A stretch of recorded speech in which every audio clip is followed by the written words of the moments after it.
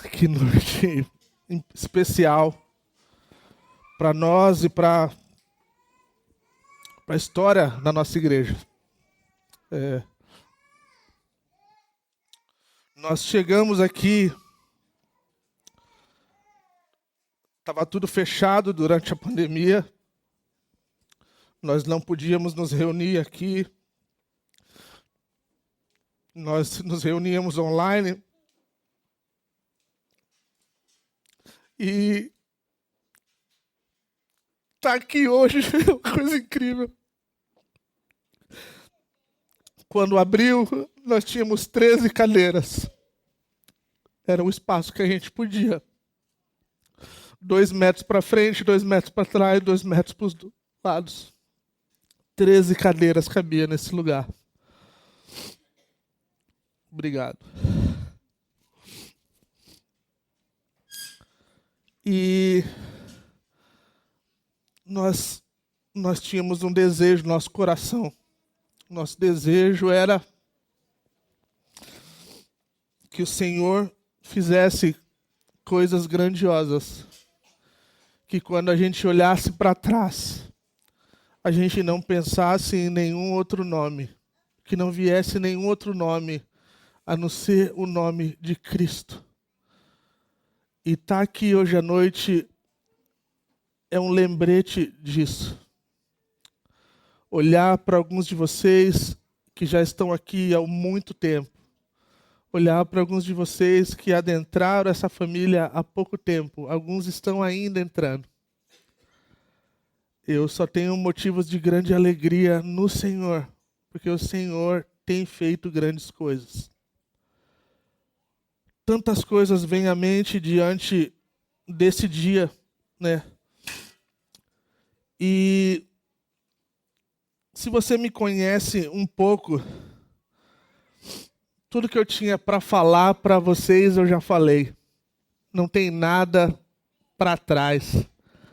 Não tem nada no meu coração contra ninguém. Não me sinto ofendido nem chateado por ninguém. Não gastaria esse tempo tão precioso para falar coisas que talvez eu não tive coragem de falar nesses últimos 5 anos e meio. Tudo que eu tinha para falar, eu falei para vocês. E isso é uma coisa incrível de poder colocar a mão no lado esquerdo do peito e ter a consciência limpa e feliz de saber que eu dei e minha família demos o máximo para amar essa igreja, como era um desejo do meu coração. Eu falei isso algumas vezes e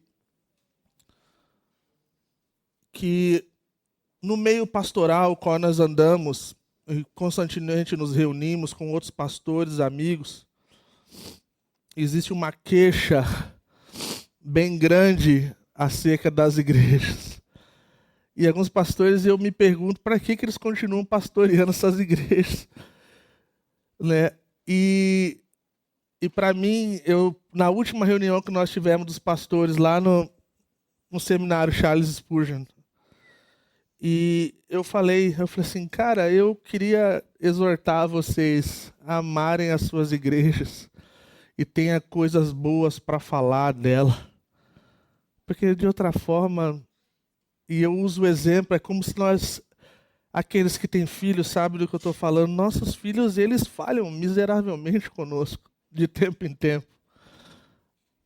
Mas a gente tem um lugar propício para poder falar das nossas chateações acerca deles, não é verdade? A gente não fica expondo eles, obrigado. A gente não fica falando para eles toda hora que eles vivem falhando toda hora. Que a gente ensina, eles só vivem fazendo coisa errada. A gente não faz isso. A gente tem tempo que nós corrigimos, tem tempo que nós abraçamos, tem tempo que nós falamos palavras doces de amor. E a igreja eu vejo dessa forma.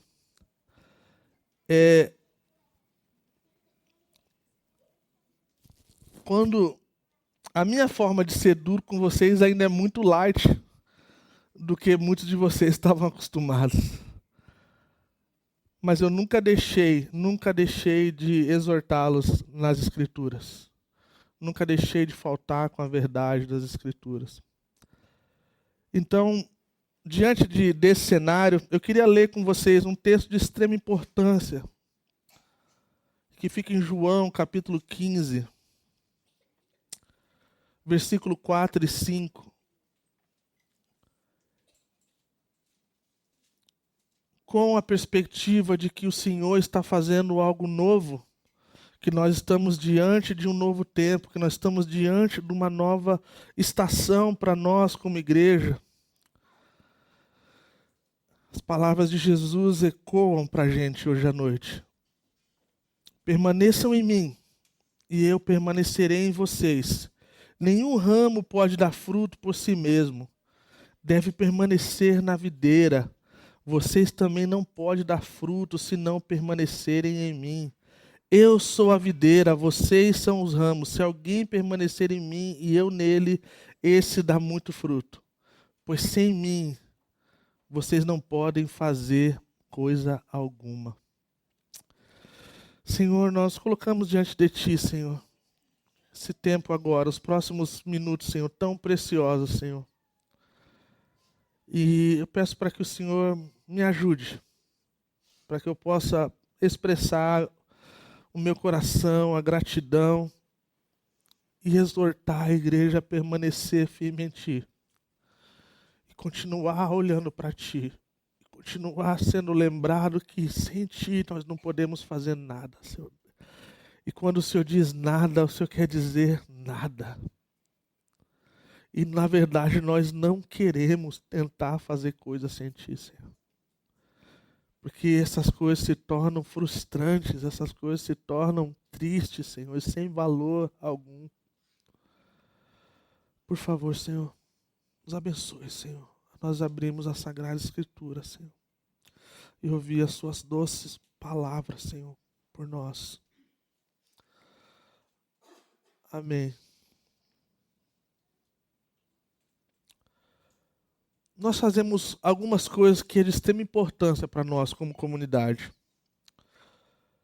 A igreja, como eu falei alguns domingos atrás, ela é de extrema importância para o bem da cidade. Ela é de extrema importância para o bem da sua família. Ela é de extrema importância para mim e para você. E um desejo grande no nosso coração é que se nossa igreja fechasse, que talvez dessas centenas de pessoas que vêm semanalmente aos nossos cultos dominicais, pudessem ver uma perda tão significante do que esse lugar representa. De falar de como seria a nossa vida sem esse lugar, sem esse povo que se reúne. Então, gente, quando nós falamos de conectar pessoas a uma vida centrada em Cristo, é o porquê de tudo que nós temos colocado tudo isso diante da igreja, das coisas que nós estamos almejando fazer e fazendo. É por isso que nós servimos, é por isso que nós nos envolvemos e é por isso que nós queremos plantar uma nova igreja. É porque o nosso desejo é ver pessoas conectando a uma vida centrada em Cristo. Porque quando a vida estiver centrada em Cristo, a gente vai ter o nosso relacionamento com Deus de forma crescente num lugar seguro. A nossa vida com a comunidade e conectando uns com os outros vai estar num lugar seguro. E aí então a gente, de forma unificada, nós encontramos propósito, o qual todos nós, lá no fundo do nosso coração, nós desejamos. Ninguém quer ficar rodeando, sem saber para onde está indo, sem saber o que fazer. Nós queremos propósito. Então o ser humano, eu e você, nós somos criados para termos a nossa identidade em Cristo, saber quem nós somos. Diante de tantas vozes que nós estamos ouvindo nesses dias, é importante saber quem nós somos. E isso é o nosso relacionamento com Cristo. A nossa vida com Cristo nos faz viver essa vida como filhos e filhas que pertencem ao reino do amor. que tem um Pai, que tem alguém que morreu por nós, que tem alguém que se importa com nós. Tem uma vez, nos dias piores da nossa vida, nós temos para quem correr. Mas isso não fica só no aspecto vertical. Isso vem para o aspecto horizontal, de forma que representa a comunidade. E é diante disso, quando nós olhamos para esse texto, ainda no primeiro ponto, acerca do porquê começa com Deus, como identidade, da forma que Jesus falou assim, permaneçam em mim. Ele não falou, permaneça com os meus amigos, permaneça. Ele não falou, ele falou, primeiro lugar, permaneçam em mim. Porque se vocês estiverem em mim, as outras coisas vão acontecer. A nossa igreja não nasceu de um plano estratégico, não nasceu de um formato empresarial, não nasceu no formato de franquia, nasceu no coração de Deus, onde Ele trabalhou no seu povo como os ramos conectados à videira verdadeira. Então tudo que nós fazemos flui do ser e não do fazer, de quem nós somos. Eu contei a história quinta-feira, falei lá na Jocum de Almirante, Tamandaré. Gente, estava uma conferência internacional, essa história é contada no mundo todo. E foi convidada uma irmã, uma senhora, também conhecida como a irmã do coque, do Exército da Salvação. Em vários lugares do mundo, elas se vestem como soldados de Cristo mesmo, assim, como militar. E essa irmã, essa senhora, ela vem assim, já de idade, ela vem à frente. E tinha pessoas incríveis diante dela, fazendo coisas incríveis. E ela falou assim, eu queria que vocês pensassem agora quem vocês são, quem você é. E ela ficou em silêncio. E disse que o silêncio de poucos segundos e talvez alguns minutos se tornaram uma eternidade. E aí eles esperavam que ela fosse elaborar. E ela não elaborou, ela continuou. Quem é você? Nós temos a mania e o costume de nos apresentarmos pelas coisas que nós fazemos. E essa coisa corrói e distorce quem nós somos de verdade, quem Deus nos criou para sermos. Filhos e filhas,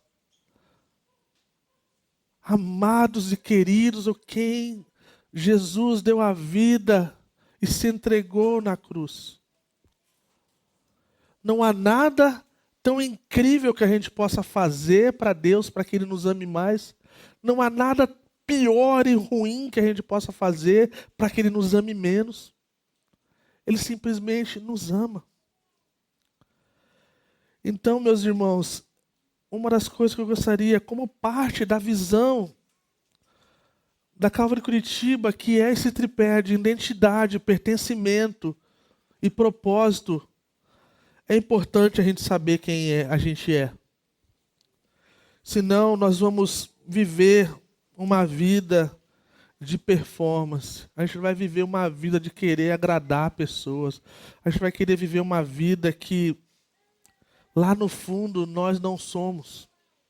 E uma coisa terrível para o ser humano é viver contra a sua consciência. De achar que pode fazer coisas para Deus, para impressioná-lo. Não há nada que a gente possa fazer para impressionar. Mas tem uma coisa que Deus não rejeita. É um coração contrito e quebrantado. Então o nosso porquê permanecer em Cristo é para que os outros também possam conectar com Ele. Não é uma coisa para nós. Então nós somos filhos e filhas, sim, nós somos aceitos, sim, nós somos amados, sim, mas não é para nós. Os dons, os talentos, as coisas que Deus nos deu, eles têm um propósito que possa transbordar de quem nós somos e alcançar, tocar a vida de pessoas.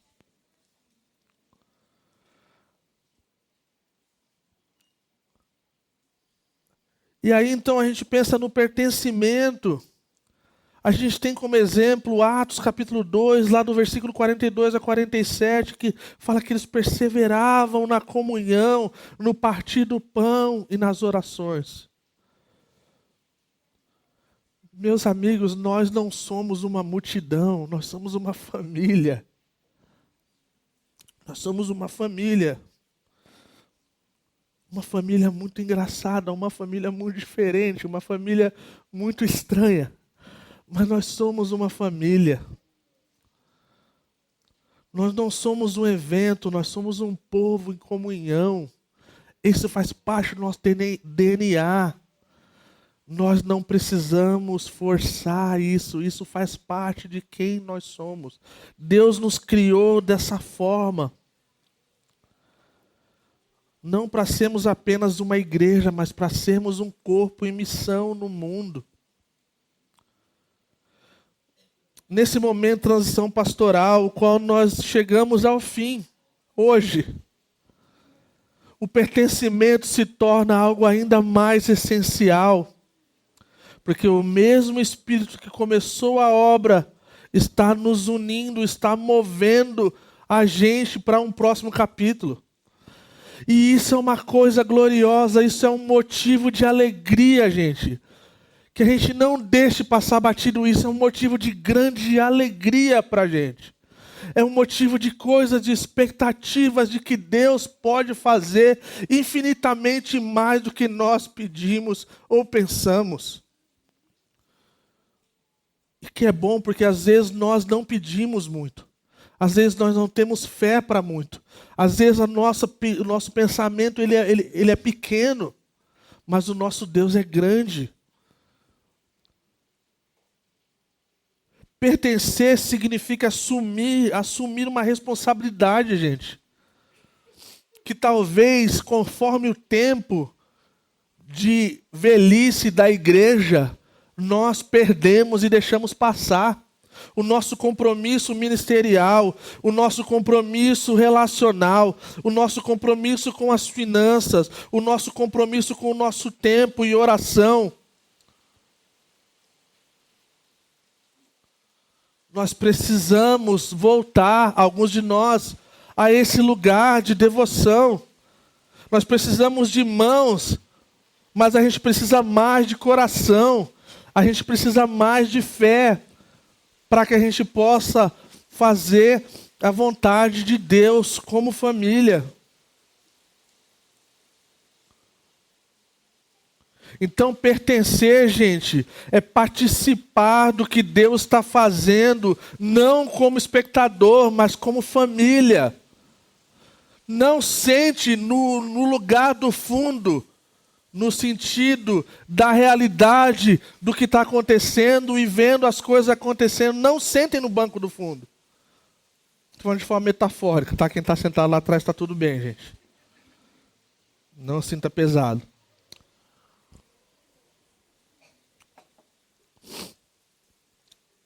Não é fulano, não é Beltrano, não é eu, é nós. É nós. Então eu repito essa frase: pertencer é participar do que Deus está fazendo, não como espectadores, mas como família. E se a gente vê Deus usando pessoas de forma diferente, que nós possamos nos alegrar. Quando nós vemos novas pessoas chegando todo domingo, a gente possa se alegrar. Quando a gente vê que existem opções de nós colocarmos as nossas mãos, nosso tempo, as nossas finanças, o que temos, que abracemos.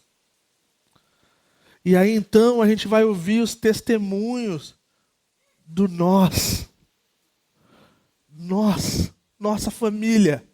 E aí então a gente pode bater no peito e dizer: a nossa família se envolveu com uma coisa tão simples que é material escolar. que para alguns de nós temos tantas coisas para jogar fora.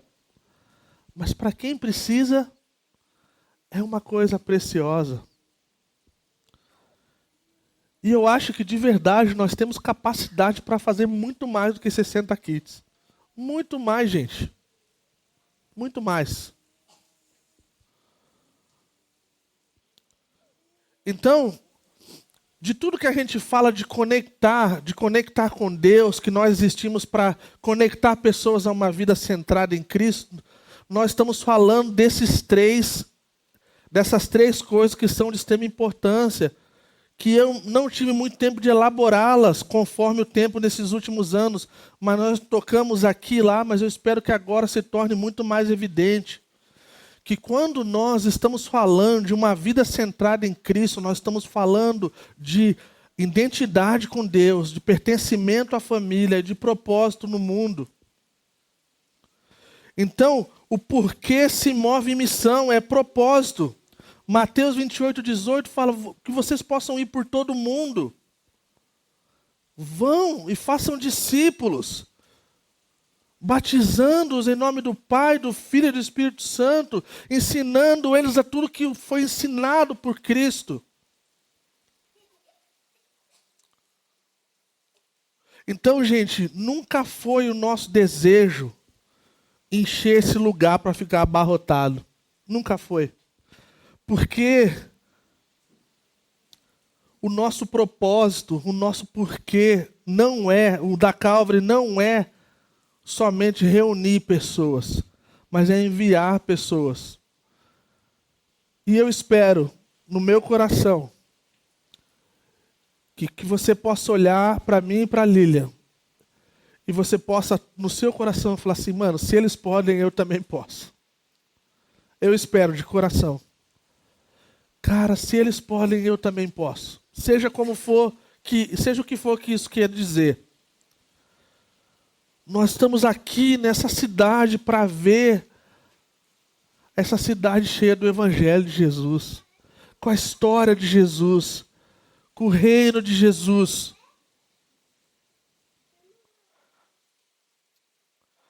Então nós começamos a sonhar com uma nova igreja 5 anos atrás, gente. Quando nós chegamos aqui, gente. Parecia uma loucura falar disso. Parecia uma loucura, gente. Teve pessoas que falaram assim, mano, esse cara... Tipo assim, cara, estamos no meio da pandemia, cara. Sabe, nem tantas igrejas fecharam naquela época. Tantas coisas aconteceram. Mas lá no nosso coração, lá no fundo, nós tínhamos o desejo de ver uma igreja estabelecida e ver novas igrejas sendo plantadas. Uma história bem pessoal nossa. Um dia nós estávamos em Floripa, eu, o Matt HB. E aí a gente foi para um workshop chamado Comunidades Catalisadoras e nós tínhamos que fazer um diagnóstico de como estava a nossa igreja. E aí a gente tinha que colocar o número de pessoas, o número de grupos de conexão, números de batismo, salvação e o número de líderes. E foi tão desafiador para a gente aqueles dias. Mas a gente tinha uma coisa que não nos deixava estarmos conformados. Nós tínhamos o desejo de ver tantas coisas. Nós escrevemos, nós colocamos o que nós sonhávamos para o futuro. Algumas semanas depois, nós nos reunimos lá no Prado Velho, na Igreja Betânia, junto com meu amigo Willy, eu, o Matt HB e o Willy. E nós então começamos a botar nome nas coisas. E aí então nós nos deparamos com a realidade, tipo assim, cara, isso aqui é tão importante, cara, a gente está decidindo o futuro da igreja. E um temor santo veio sobre nós. Porque nós não tínhamos resposta para um monte de pergunta que nós tínhamos. Nós não sabíamos como essas coisas iam. E aí então, foi daquele tempo para cá, gente, que Deus começou a dar nomenclatura para as coisas vocabulário para as coisas que Deus estava colocando no nosso coração. Foi daí que veio a visão de sermos uma igreja cativante, que conecta as pessoas com Deus, umas com as outras, e com propósito e missão no mundo, apoiando outras igrejas e plantando novas igrejas. Foi desses lugares, lá no começo, que aí começou a ganhar forma. Começou a ganhar forma. E Deus então começou a colocar de forma visível isso para a gente. Agora a gente sabe para onde ir. Houve um tempo que o nosso movimento como Calvary ainda está em turbulência, mas já teve pior. E o meu desejo era, assim como eu fiz com a pomba, logo nos primeiros meses que eu estava aqui, que partiu e voou para... Hoje eu não falo para nunca mais voltar, que pode ser, quem sabe, um dia ela volte, numa nova versão internacional. Mas eu queria muito era tirar o nome, porque eu queria algo novo, eu queria... E eu sou grato pela insistência de pessoas como a HB e outros, que falaram, não, vamos esperar. Vamos esperar. Não é assim. A gente vive primeiro, depois a gente cria. Não vamos criar agora, que a gente vai viver em cima do que a gente está criando. E aí então eu fui para o Peru. Liguei para o pastor Brian, falei, Brian, cara, a gente está assim, nesse lugar. A gente parece que estamos andando sozinho, parece que... Você acha que seria bom se eu fosse para o Peru? Ele falou, cara, vai que eu vou estar lá, a gente vai conversar. Então fui recebido pelo Manolo, pela família. Resumindo a história, numa noite, na última noite, como a gente faz no retiro, a gente tem um tempo de espera e resposta, e a nossa liderança global veio orar por mim. E eu só falei, cara, eu estou querendo desistir, estou querendo tirar o nome, e a gente se sente sozinho. É basicamente isso. E nossa liderança global veio, orou por mim, orou por nós. E nos deram palavras de profecia, de conhecimento, de muitas das coisas que a gente está vivendo hoje. E desde então, daquele dia, a gente vem avançando nessa direção. Eu não tenho palavras o suficiente para agradecer toda a bondade e coisas que foram ministradas às nossas vidas aqui durante o nosso tempo na Calvary Curitiba. Eu falei isso algumas vezes, quando nós chegamos aqui, nós alugamos apartamento online, nós mudamos logo depois e a gente foi bombardeado com tanta bondade que a gente não estava precisando de nada. E eu falei para a Lília, o pessoal está escrevendo todo dia, toda hora, se a gente tá... Cara, vamos inventar algumas coisas que a gente está precisando. Vamos falar alguma coisa, está precisando de café, o pessoal mandou café. Mas a gente já não sabia mais o que fazer diante da bondade dessa igreja. Tem pessoas que viveram coisas incríveis aqui, mas viveram coisas tão duras. E Deus as restaurou. Deus restaurou o ministério de pessoas que estavam distantes, dentro da comunidade. Eu nunca vou esquecer, nas primeiras semanas aqui, gente, nós tivemos conversas até a madrugada, chorando, se valeria a pena a gente seguir.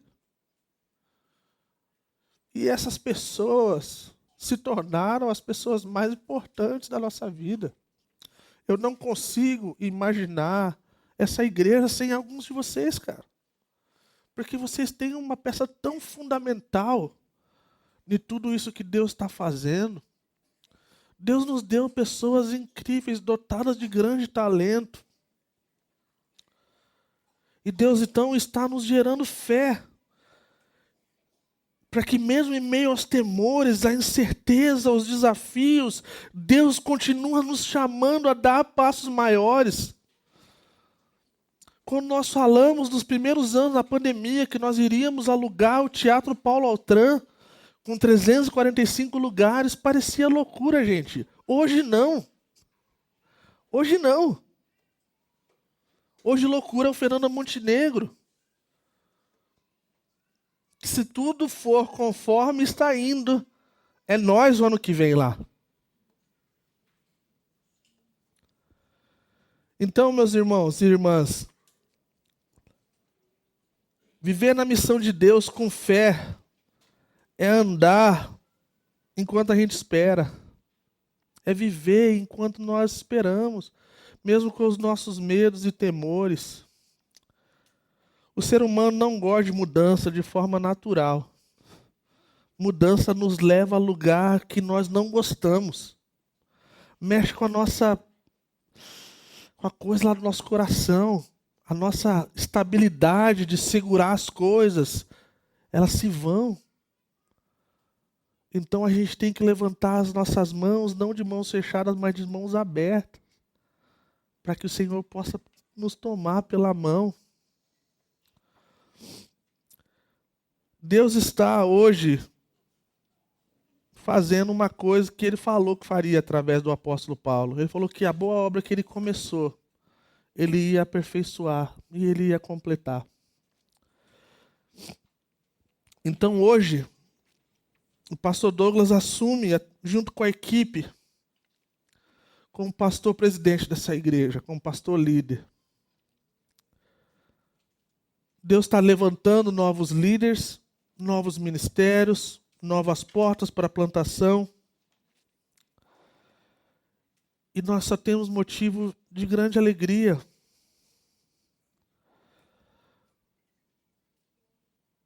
Eu não lembro se eu já falei isso alguma vez aqui.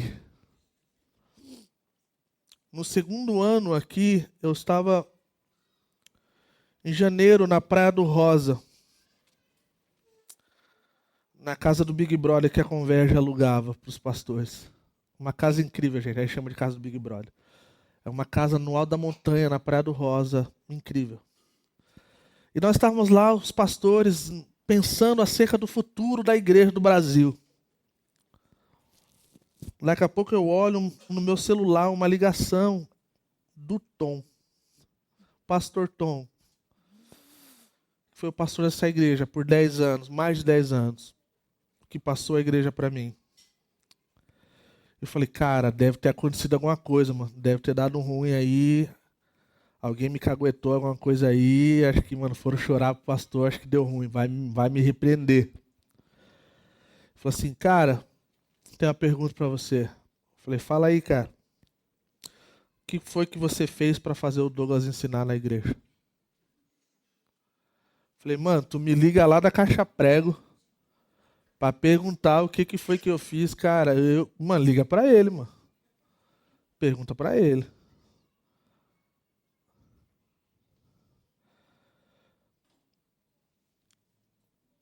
E a nossa jornada como amigos não começou ali, começou bem antes. Nós caminhamos e fizemos muita coisa juntos. Algumas coisas eu perguntava, falava assim, cara, como é que era antes assim? Como é que funcionava isso, cara? Como é que você nunca falou nada acerca disso? Eu falei, poxa, mas a gente está caminhando muito perto. Você está no meu carro, você está na minha casa, a gente está fazendo coisa junto, a nossa família são amigas. E a minha resposta para o Tom foi tipo assim, cara, eu perguntei para ele quando que ele toparia ensinar e quanto tempo ele precisava para se preparar. E aí ele falou e eu dei esse tempo. E ele ensinou, e para mim é uma das coisas que eu mais amo. Eu falei isso já pro Doug. Eu falei, cara, vocês com certeza concordam comigo. De todos esses últimos anos, poucas pessoas conseguem penetrar o coração da igreja como o novo pastor de vocês. É verdade, gente. Foi assim quando a primeira mulher pregou a nossa igreja. Ninguém penetrou o coração das mulheres como foi penetrado. Não é verdade? Então eu lembro, falar sobre adoração para alguém que foi o líder de louvor dessa igreja por tanto tempo, é alguém que tem autoridade para falar. Então, gente, eu quero concluir, assim como eu falo normalmente nos casamentos,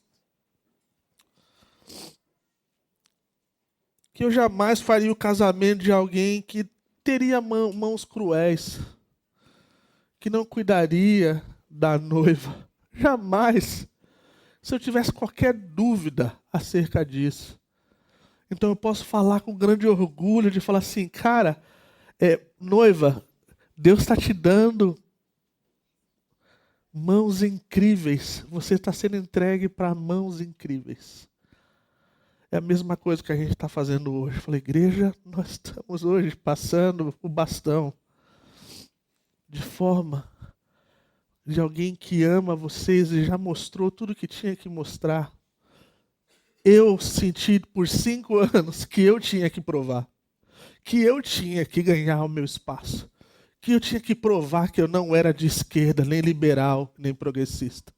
Eu tive que provar, gente, que eu era um conservador do bem, que eu amava a Bíblia mais do que qualquer outra coisa de política, que eu era a favor das coisas que a Bíblia fala para ser.